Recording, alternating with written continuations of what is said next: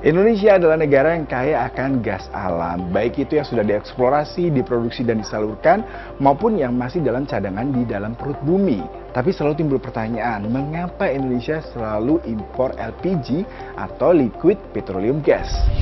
Nah, mengutip dari buku Jargas Kementerian SDM, sebenarnya kandungan gas alam Indonesia itu apa saja ya? Kandungan gas alam Indonesia terdiri dari metana sebesar 80 hingga 95%, kemudian etana sebesar 5 hingga 15%, dan yang terakhir yang paling penting adalah propana dan butana, hanya 5%. Nah, sebenarnya propana dan butana ini merupakan senyawa yang sangat dibutuhkan untuk memproduksi liquid petroleum gas atau LPG. Menurut data dari Kementerian SDM, cadangan gas bumi Indonesia hingga tahun 2021 mencapai 41,6 triliun kaki kubik yang tersebar di Kepulauan Papua dan juga Maluku. Nah, kalau bicara mengenai kebutuhannya sebenarnya seberapa banyak ya? Kebutuhan di Indonesia sendiri setiap tahunnya mencapai 8 juta ton untuk konsumsi LPG. Sementara nih yang perlu kalian tahu, kita hanya bisa memproduksi 1,2 juta ton. Berarti gapnya ada 6,8 juta dan harus didapatkan dari mana?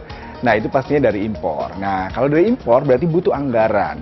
Berapa anggarannya? Ini perlu kita paparkan. Di tahun anggaran 2024 ini, pemerintah menganggarkan untuk subsidi LPG 3 kg mencapai 87,5 triliun rupiah untuk memenuhi kebutuhan gap tadi antara 6,8 juta ton yang tidak bisa diproduksi dalam negeri.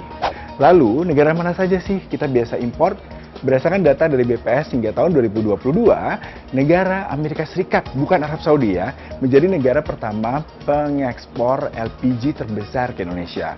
Lalu disusul oleh Uni Emirat Arab dan negara Qatar.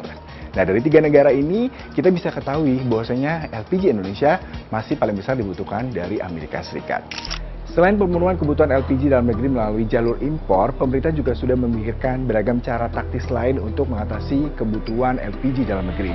Pemerintah di tahun 2024 ini berencana membangun 4 juta saluran pipa gas bumi ataupun gas alam untuk kebutuhan rumah tangga, kemudian juga terkait dengan distribusi, alokasi gas LPG subsidi 3 kg juga harus lebih diperketat dan sesuai dan kebutuhannya tepat sasaran, kemudian juga memberikan kemudahan untuk investasi di Indonesia, dan yang terakhir adalah pemerintah bisa meningkatkan produksi, terus melakukan eksplorasi minyak dan gas bumi Indonesia sehingga target untuk 1 juta ton minyak bumi per hari dan 12 miliar juta ton di tahun 2030 untuk gas bumi bisa tercapai.